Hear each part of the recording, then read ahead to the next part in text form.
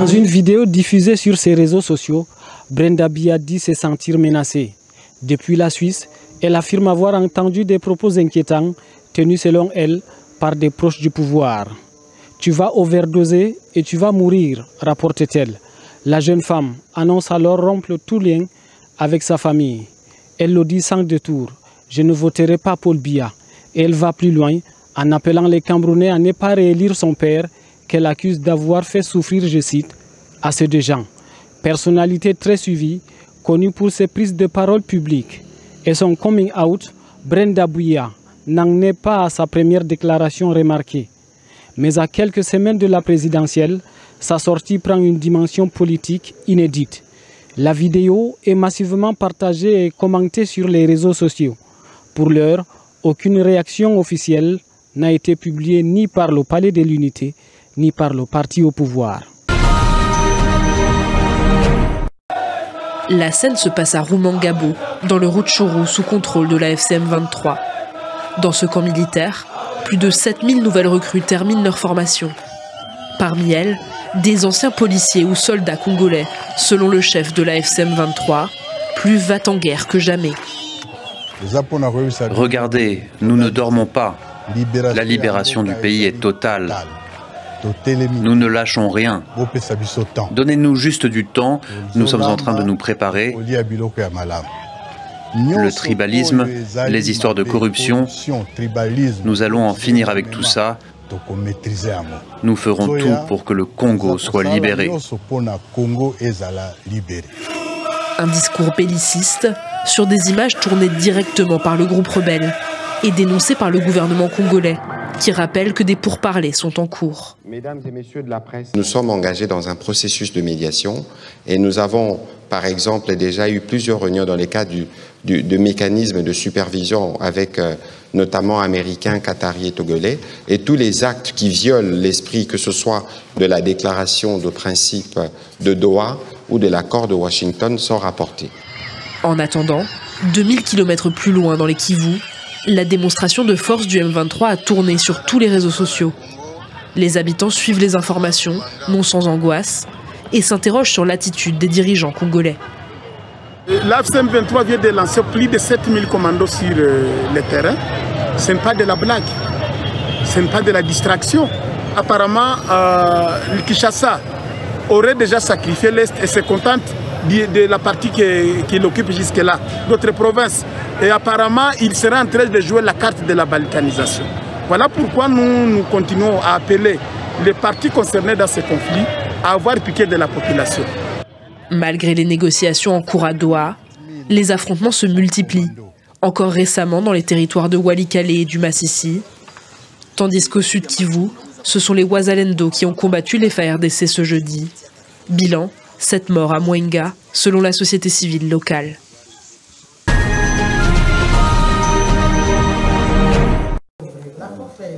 La première nouveauté pour ce référendum constitutionnel s'appelle Djenabou Touré. Cette femme a été nommée à la tête de la Direction générale des élections, la DGE, une nouvelle entité sous autorité gouvernementale. Elle promet un scrutin sans faille et des résultats rapides. Les procédés informatiques vont nous permettre de commencer à donner les tendances à partir de minuit. Et le lendemain, de commencer à proclamer les résultats par commune. Finalisés et totalisés en 48 heures, nous sommes en train de tout faire pour que ces résultats provisoires puissent être donnés au peuple guinéen, mais pas en 10 jours ou en 7 jours. Mais les doutes sur la transparence ne sont pas évités. Pour ce représentant de la société civile, et même si la DGE promet des observateurs dans tous les bureaux, Djenabou Touré sera particulièrement surveillé. Nous dénonçons toutes les irrégularités.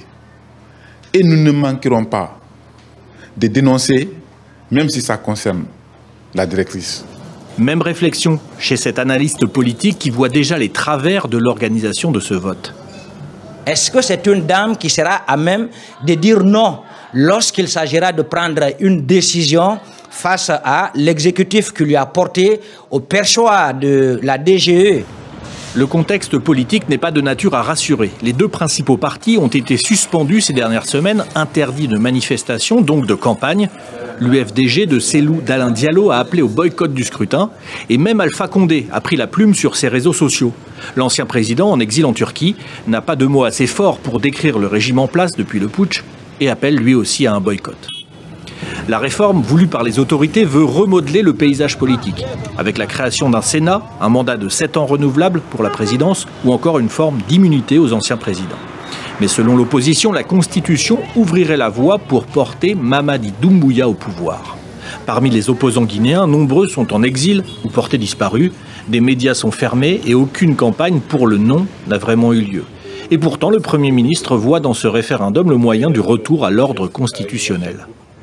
La Guinée aspire à une dynamique de renouvellement, à une dynamique de changement, de rassemblement, qui mettra de côté les clivages, les divisions, les contradictions ethniques pour s'arrimer à une logique de développement, de production, d'un discours qui va vers l'essentiel. 6 700 000 électeurs guinéens sont inscrits et appelés aux urnes dimanche. La participation sera scrutée en premier lieu pour légitimer ou non cette réforme constitutionnelle. Législative et locale de la 5e République. C'est sur LMTV, la Nyanga autrement. Deuxième partie de votre journal, après le journal de l'Afrique, place au journal de la campagne. On commence ce journal de la campagne avec le candidat André Kombil, qui est communément appelé Basto, qui est lui candidat dans le premier arrondissement de la commune de Tchoumbanga. Il brigue pour le fauteuil de la municipalité. Il nous parle de ses objectifs et pourquoi est-il candidat. Je vous rappelle qu'il avait été nommé DS lors de la transition par le président de la République. Écoutons. Je suis militant d'un parti politique depuis 2016 et effectivement c'est le parti politique, les 7 MP, donc les 7 merveilles du peuple gabonais qui m'a investi donc comme provincial d'abord au niveau de la Nyanga et je suis candidat donc colistier avec la coalition 7 MP BDP pour le premier siège, premier arrondissement de Tchibanga. La première chose, c'est pas la première fois que je me présente à une élection. En 2023 déjà, je m'étais déjà présenté, j'avais déjà candidaté à l'élection de député. Donc en 2023, l'élection qui a donné lieu au coup de force, au coup de libération le 30 août. Donc je faisais partie, n'est-ce pas, des candidats à l'élection des députés et cette année c'est la deuxième fois donc que je me présente à une élection, donc c'est pas une première fois, c'est on va dire c'est une nouvelle élection, nous sommes dans la 5e République et ce qui me motive le plus c'est faire de la politique autrement. Parce que nous, au 7 MP, au 7 merveilles du peuple gabonais, nous pensons qu'il faut des hommes de valeur, des femmes de valeur pour diriger un pays. Allons à Mayumba. Cette fois, c'est l'association Les Fils du Pays qui ont présenté un candidat. Eh bien, le candidat, c'est Jerry Anderson, qui lui, également, est du parti SDG, Parti social-démocrate gabonais. Nous l'écoutons pour ses ambitions et surtout ce qu'il compte faire pour les pêcheurs de Mayumba, aussi pour les jeunes filles mères. En fait, pour les pêcheurs, il était question de réunir tous les jeunes pêcheurs de Mayumba, les diviser en 6 quartiers et leur apporter notre aide en offrant des ballots de filet. En offrant des ballots de filet pour leur permettre, pour certains, de commencer l'activité de la pêche et pour d'autres, pour renforcer leur activité de la pêche. C'était des ballots de filet de près de 400 mètres qu'on leur a offert pour leur dire d'abord que nous sommes avec eux, même s'ils sont au village et que nous ne sommes pas là tout le temps, mais nous pensons à eux. Et pour les jeunes filles mères, nous avons pensé rassembler toutes les jeunes filles mères, offrir quelques présents, mais aussi faire un travail de fond avec elles. Demander à chaque jeune fille mère qu'est-ce qu'elle a envie de faire, qu'est-ce qu'elles font d'abord, et comment est-ce qu'on peut les accompagner. Nous avons eu des listes pas très exhaustives. On a eu des gens qui font dans la coiffure, beaucoup dans le poisson, qui disaient qu'ils avaient besoin de renforcement de capital. Alors, nous nous sommes assis, nous avons eu des discussions franches avec elles, leur dire déjà que lorsqu'on a 1, 2 enfants, on est responsable de soi, mais aussi de la progéniture qu'on a. Alors, en ce sens, nous devons avoir des activités qui sont génératrices de revenus pour nous permettre de subvenir à leurs besoins. Retour à Tchibanga. Cette fois, on va parler de l'USG, Union Socialiste Gabonaise. Là-bas, également, ils ont présenté un candidat, mais qui sera du côté de Mongo, plus précisément Amoulé Gbinza. Il brigue pour le fauteuil des députés. Eh bien, il fixe ses objectifs et ses ambitions. Au vu des participants ici présents, il apparaît évident que la participation de l'USG dans la scène sociopolitique du pays tient encore de beaux jours devant elle.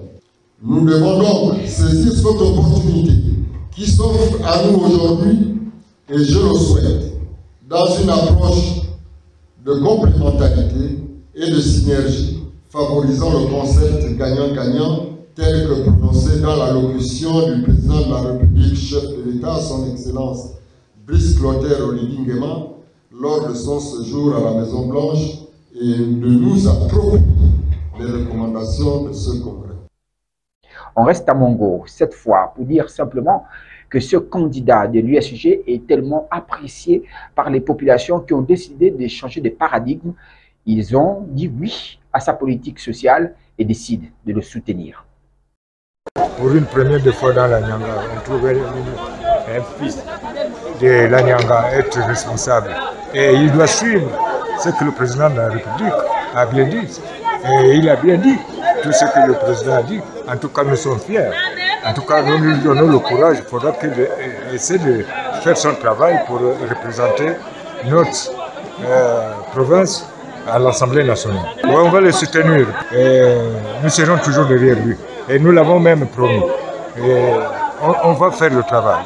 Mais nous optons, par exemple, pour moi qui incarne la corporation des personnes vivant avec un handicap, c'est de faire du social. Parce que nous avions constaté depuis des décennies que malgré plusieurs listes se sont faites, mais la personne vivant avec un handicap s'est toujours retrouvée marginalisée. Non seulement sa place n'est pas dans différentes administrations, mais nous souhaitons que chaque candidat, par exemple le candidat de l'USG qui prône pour le social, lorsqu'il arrive, et étant donné qu'il a décliné son projet de société, ça a vraiment touché beaucoup de corporations, mais nous souhaitons qu'il poursuive sur cette même-là. Point final à ce journal de campagne. Merci de nous avoir suivis. L'actualité continue sur LMTV. Au revoir.